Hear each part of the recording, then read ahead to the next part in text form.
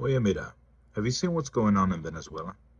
Nicolas Maduro has been declared the winner of Venezuela's presidential race, but the opposition and neighboring countries have rejected the results, accusing the incumbent president of election fraud. Maduro had warned there would be a bloodbath if he lost the presidency, and secured victory with 51.2% of the vote. But U.S. Secretary of State Antony Blinken expressed serious concerns that the result did not reflect the will of Venezuelan voters. Opinion polls had predicted that the opposition would win, with the losing coalition insisting it had won 70% of the votes. Costa Rican President Rodrigo Chavez also denounced the official result as fraudulent, while Chile's president described it as hard to believe.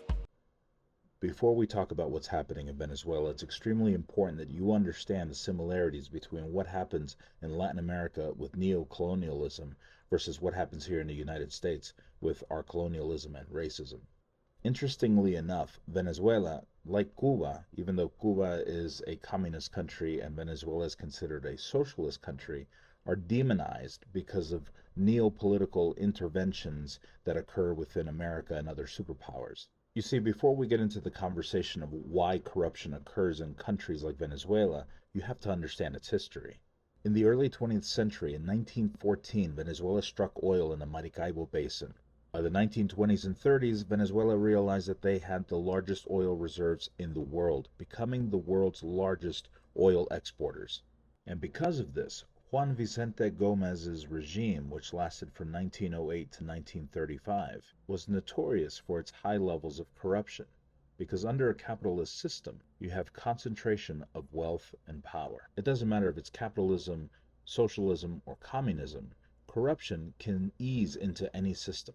And just as it occurs in the United States, where the upper class shit on black and brown individuals with their classism and racism, the same thing occurs in Venezuela with their colorism, where upper-class Venezuelans shit on Afro-Venezuelans and the poorer class. As Hugo Chavez was meeting his last days battling cancer, he already had a successor in mind that he wanted to put in place, and that is the current president, Nicolas Maduro. When America sees a socialist or communist country succeeding, it threatens the idea of a capitalist system, and in order to perpetuate that, America will inject itself into these countries and cause political upheavals and corruption, and then say, because of the corruption within your socialist or communist system, we are going to impose sanctions on you to cripple your economy, to cripple your country. And it's, I don't give a fuck about your citizens. You either adopt capitalist ways or you suffer the consequences. And it's not just the United States that we're talking about here, because with Venezuela being the largest oil producer, they do business with China, Turkey, Russia, and about 7 other countries.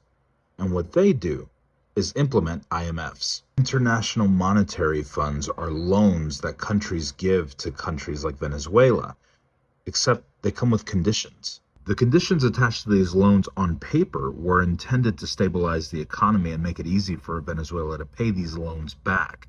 But with these conditions, Venezuela has had to cut all of their social programming and all of their social funding, which means that their unemployment rate has increased, poverty rate has increased, and it's crippled their exchange rate, which makes their money completely worthless.